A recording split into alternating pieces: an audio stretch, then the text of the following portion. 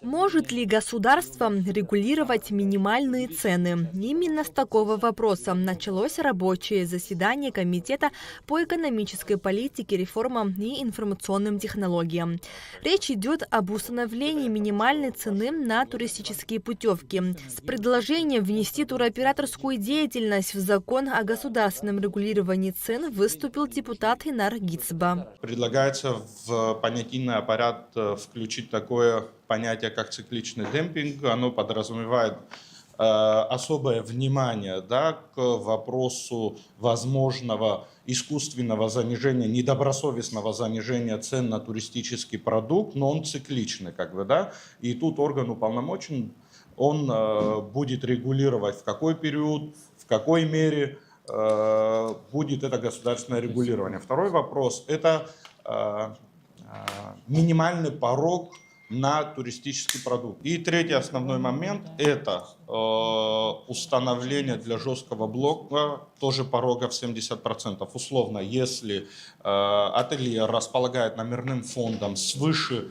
60 номеров, то он может сдать туроператору не более 70% этого номерного фонда. Каким образом установить минимальную цену, которая работала бы в отношении всех вариантов? Ведь здесь речь не идет о том, сколько должно стоить средство размещения одна ночь. Здесь речь идет о продукте, который может включать в себя еще и экскурсии. Но вот мы, допустим, поставим минимальную цену 20 тысяч рублей на одного человека. В итоге никто не приедет.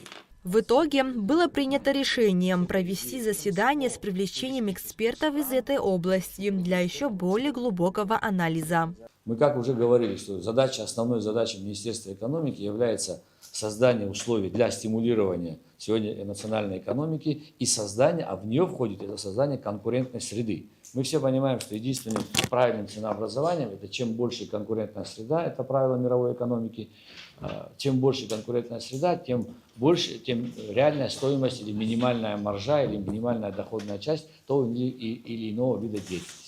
Говорить о минимально допустимом уровне цены в каком-то общем порядке для всех объектов размещения, на мой взгляд, не приходится, потому что, опять же, нужно учитывать категорию гостиницы и входящие в состав дополнительные услуги. Это может быть трехразовое питание, это может быть только завтрак у некоторых объектов, может вообще гостиница без питания объект быть, трансфер предоставляется или нет. То есть все это формирует цену турпродукта. Поэтому, на мой взгляд, минимально допустимый уровень цены здесь будет определить очень сложно. Проект закона о развитии малого и среднего предпринимательства в Абхазии также обсудили на рабочем заседании.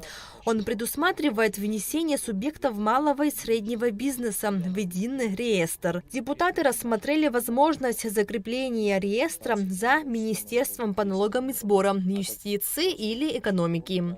В ходе дискуссии были высказаны предложения и замечания, направленные на доработку данного проекта закона. Нам нет необходимости ввести этот реестр, потому что если мы определяем, что для участия в программе выручка за предыдущий календарный год не должна превысить, например, 40 миллионов рублей, я прошу его вместе с заявкой принести мне копию отчетности по итогам, например, 2024 года и принимаю заявку в марте 2025 года.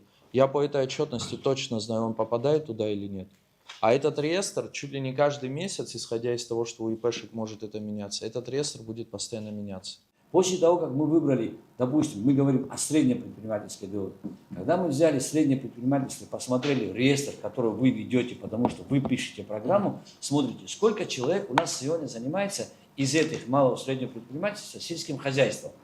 Из 100 – 10. Вы понимаете, 10 человек из малого и среднего предпринимательства занимаетесь. Отправляйте дальше в налоговую, в районе всякой разной администрации и спрашивайте, чем они страдают. Чем им плохо и чем им помочь. И вот это и есть самое ключевое стимулирование экономики Абхазии. Вот это даст результат.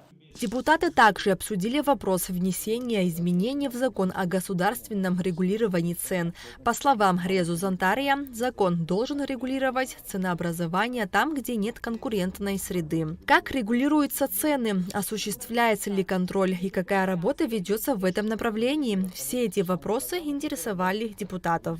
Контроль осуществляется в том числе и органами МВД, конкретно подразделением по борьбе с экономическими преступлениями. То есть в случае выявления нарушений составляются протоколы, привлекаются нарушители к ответственности.